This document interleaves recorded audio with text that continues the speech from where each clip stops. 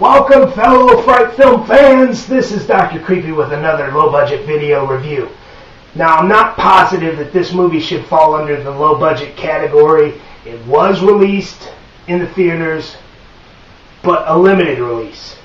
It wasn't out very long, but it does have a big-name director attached to it, and I'm sure he's got some good financial backing. Today we're looking at Diary of the Dead. Hey, please! Written and directed by George A. Romero, the zombie creator, if you will.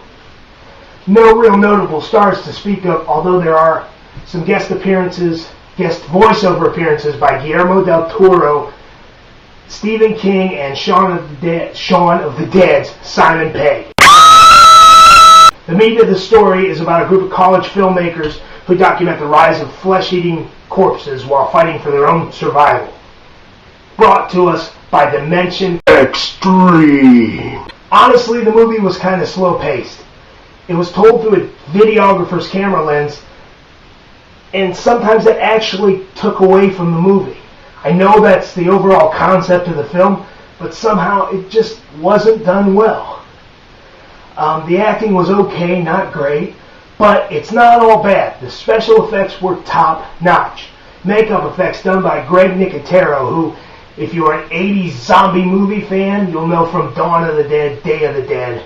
He worked really closely with Tom Savini for a while, who is a special effects god. The digital effects. They did some really cool stuff with the digital effects. I'm laughing just thinking about some of that stuff.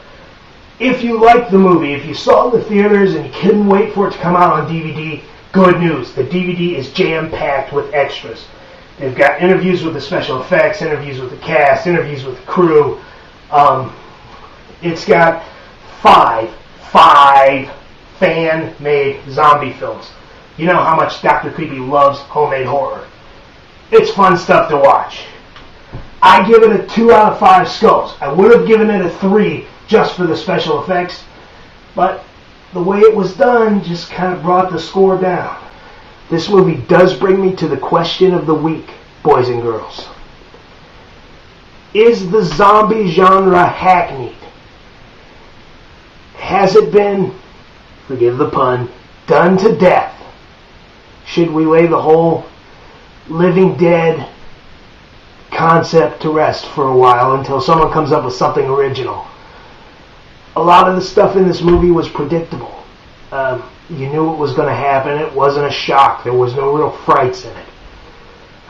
Let me know what you think. Respond down there. Tell me. Alright, boys and girls, that's my review. Take it for what it's worth. Go out, let it be the judge for yourself. Next time I see you, now I know I've promised a few things that haven't come to pass yet, but they will. They will. I'm one guy working on all of this by myself, so it takes me some time. But the next time I see you, we're going to do a special on upcoming horror movie remakes. There's a whole slew of remakes coming out in the next couple years. Some cool, some not so cool. Some finished, some filming, some in the really early stages of pre-production. We'll take a look at all that stuff. And I'm going to start doing the Halloween how-tos again. So those of you who have been asking me about certain things, they're coming up. So keep an eye on me. I'll put more out and hope you keep watching. Till next time, this is Dr. Kreepy saying, stay twisted and sleep with the lights on.